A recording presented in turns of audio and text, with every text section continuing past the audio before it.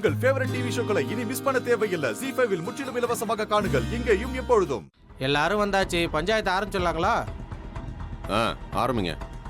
இங்க பாருங்க, எல்லாரும் நல்லா கேட்டுக்குங்க. இந்த வருஷம் நம்ம ஊர் பத்ரகாளியம்மன் கோவில்ல பங்குனி உத்திரம் வருது.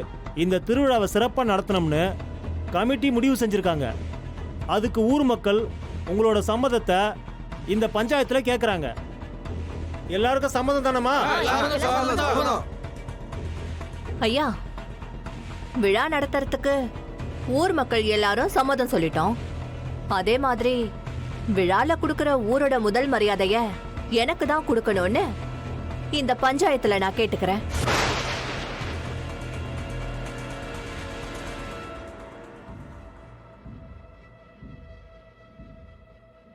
ஐயா, ஊரோட முதல் மரியாதைய எனக்கு தான் நீங்க கொடுக்கணும்.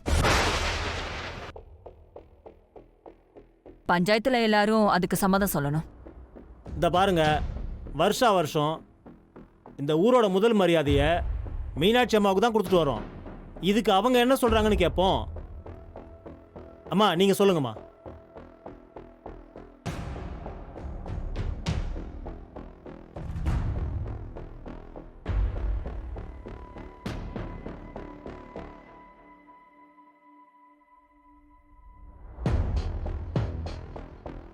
ஐயா, முதல் மரியாதை எங்க அம்மாவுக்கு தான். அதை என்னைக்குமே நாங்க விட்டு கொடுக்கவே மாட்டோம்.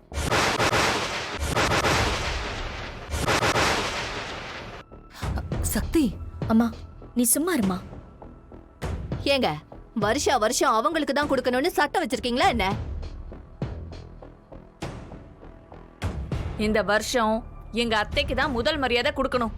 வேற யாருக்கும் கொடுக்கலாம் கூடாது.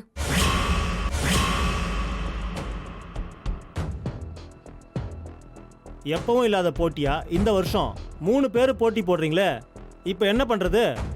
ஏமா சக்தி, நீ தான் கல்யாணம் பண்ணி புகுந்த வீட்டுக்கு போயிட்டே இல்ல, அதுக்கப்புறமும் அவங்கள எதிர்த்து அந்த அம்மா பக்கம் போய் நிக்கிறீங்களே. புகுந்த வீட்டு பக்கம் தானம்மா நிக்கணும். என் புகுந்த வீட்டு பக்கம் நான் என்னைக்குமே நிப்பேன். ஆனா அதே நேரம் எங்க அம்மாவோட மதிப்புக்கும் மரியாதைக்கும் ஏதாச்சும் பங்கம் வந்துச்சுன்னா நான் கண்டிப்பா எங்க அம்மா பக்கம் தான் நிப்பேன். ஏன்னா நான் மீனாட்சி பொண்ணு.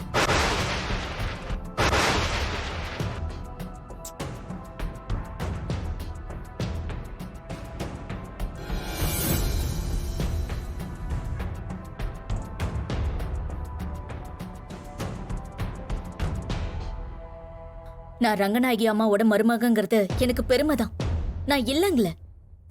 ஆனா மீனாட்சி அம்மாவோட பொண்ணுங்கிறது தான் எனக்கு உசுரு. ZEE5 ஆப்பை டவுன்லோட் செய்து அனைத்து எபிசோடுகளையும் இலவசமாக பாருங்க.